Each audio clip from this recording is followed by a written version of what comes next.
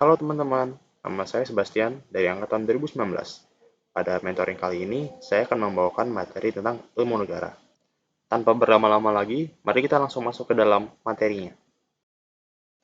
Nah, di dalam mentoring kali ini, materi yang akan dibahas adalah pengertian negara secara umum, unsur-unsur berdirinya negara, teori terbentuknya negara, dan metode penyelidikan ilmu negara. Di pembahasan pertama, kita akan mempelajari tentang pengertian negara secara umum, yang mana terbagi ke dalam tiga pemahaman dasar. Yaitu yang pertama adalah, terdapatnya beberapa kelompok manusia yang sama yang mendiami satu wilayah tertentu dan mengakui adanya satu pemerintahan. Kemudian, perserikatan yang melaksanakan suatu pemerintahan melalui hukum yang mengikat masyarakat dengan kekuasaan yang memaksa yang berada dalam suatu wilayah masyarakat tertentu.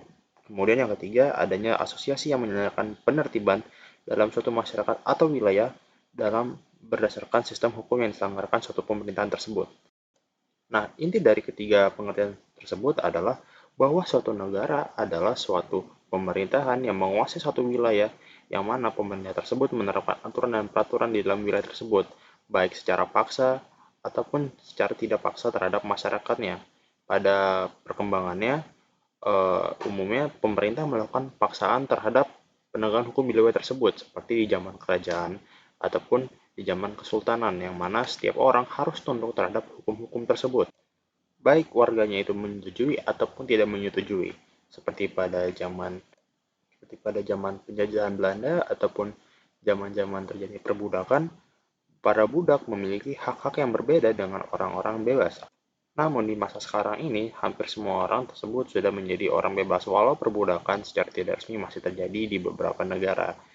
Nah, yang mana undang-undang kalau di Indonesia aturan dan peraturannya itu dibuat oleh DPR dan Presiden. Dan yang mana jika masyarakat menganggap hal tersebut itu tidak sesuai dengan konstitusi ataupun hati nurani mereka, mereka dapat melakukan gugatan kepada MK. Yang mana pada zaman dahulu, di negara-negara yang sistemnya itu kesultanan ataupun kerajaan, tidak dapat suatu rakyat, terutama rakyat-rakyat kecil, untuk mempertanyakan atau mengkritisi peraturan tersebut. Berlanjut kepada materi berikutnya, yaitu unsur-unsur berdirinya suatu negara. Yang pertama adalah adanya penduduk, yang mana rakyat berfungsi sebagai sumber daya manusia untuk menjalankan aktivitas kehidupan sehari-hari. Kemudian, terdapatnya wilayah. Dikarenakan adanya wilayah yang didiami oleh penduduk tersebut, maka akan terjadi suatu negara. Kemudian yang ketiga adalah adanya pemerintahan, yang pada umumnya bentuk pemerintahan itu terdiri dari sekumpulan orang yang mengelola kewenangan dan kebijakan dalam mengambil keputusan serta melaksanakan kepemimpinan. Selain ketiga unsur tersebut, pada umumnya juga banyak ahli yang berpendapat bahwa terdapat unsur keempat, yaitu unsur pengakuan dari negara lain, yang mana unsur tersebut di dalam politik modern itu sangatlah hal yang penting, dikarenakan jika suatu negara ingin bertransaksi dengan negara lain ataupun melaksanakan kegiatan-kegiatan diplomatik haruslah memiliki hubungan tersebut. Maka dari itu, suatu negara pada umumnya dianggap baru ada ketika diakui oleh negara lain. Namun pada praktiknya, tidak semua negara yang ada di dunia ini diakui oleh negara-negara lain, seperti pada umumnya negara Taiwan, negara Palestina, negara Israel, dan negara Republik Rakyat Tiongkok. Namun pada kenyataannya, negara tersebut tetaplah menjadi suatu negara yang sah dan berdaulat, seperti contohnya negara Taiwan, yang mana Indonesia secara de jure tidak mengakui adanya negara Taiwan, dikarenakan One China Policy ketika Indonesia mengakui negara Tiongkok. Namun, negara Taiwan di Indonesia tidak memiliki yang namanya kedutaan besar, melainkan memiliki kantor dagang dan ekonomi Taipei, yang mana secara politik merupakan de facto sebagai embassy di Indonesia. Nah, kemudian kita masuk ke materi keempat, yaitu teori terbentuknya negara, di mana teori ini terdapat 4 jenis teori. Yang pertama adalah teori ketuhanan, yaitu bahwa segala sesuatu terjadi atas kehendak Tuhan, yang mana pada artinya negara tersebut terbentuk atas adanya kehendak Tuhan. Kemudian yang kedua adalah teori kekuasaan, yang mana teori kekuasaan secara garis umum menjelaskan bahwa kekuasaan yang berasal dari orang-orang yang hidupnya terkuat yang memaksa kepada orang-orang yang lemah. Kemudian terdapat teori ketiga, yaitu teori perjanjian, yang mana warga mengadakan perjanjian untuk melindungi dan menjamin kelangsungan hidup bersama. Yang teori keempat adalah teori hukum alam, yang mana dikarenakan manusia merupakan makhluk sosial, maka dari itu memiliki kecenderungan untuk saling berkumpul dan untuk saling mencukupi kebutuhan kehidupannya sehari-hari. Teori ketuhanan merupakan teori yang sangat filosofis, yang mana hampir mustahil untuk ditemukan di zaman modern ini.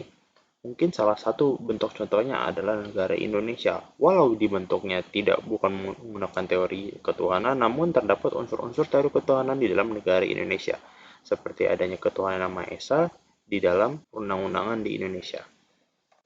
Kemudian teori berikutnya itu adalah teori kekuasaan, yang mana seperti contohnya adalah negara-negara yang sifatnya otoriter ataupun negara-negara yang sifatnya adalah monarki. Yang mana pada zaman dahulu hal ini sering terjadi di dalam pemerintahan oleh kesultanan ataupun kerajaan dikarenakan mereka memiliki kekuasaan yaitu baik secara politik ataupun militer, yang mana para warga di daerah tersebut harus tunduk dan turut kepada pemerintahan yang ada, baik mereka suka ataupun tidak suka, dan sifatnya memaksa.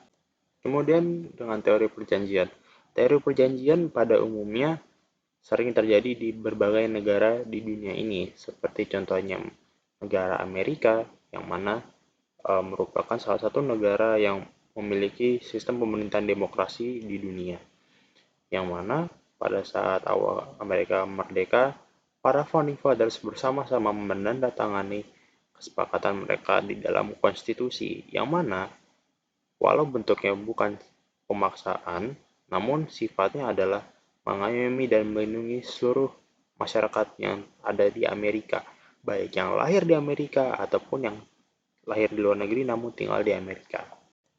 Kemudian terhadap teori hukum alam, di dalam perkembangan modern, negara yang terbentuk karena hukum alam itu sangatlah hampir mustahil, yang mana hukum alam itu menyatakan bahwa negara terbentuk secara alami, bukan secara sengaja seperti teori perjanjian, yang mana salah satu bentuk dari hukum alam tersebut adalah misalkan dalam contoh-contohnya adalah peradaban awal-awal, di mana masyarakat tersebut berkumpul bersama untuk menghidupi kebutuhan mereka dan menciptakan group.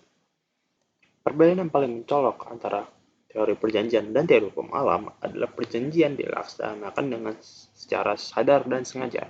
Namun di teori hukum alam, hal tersebut dilakukan dengan secara alami atau dengan cara tidak sengaja dan menjadikan hal tersebut seperti norma yang sifatnya adalah asimilasi antara warga tersebut.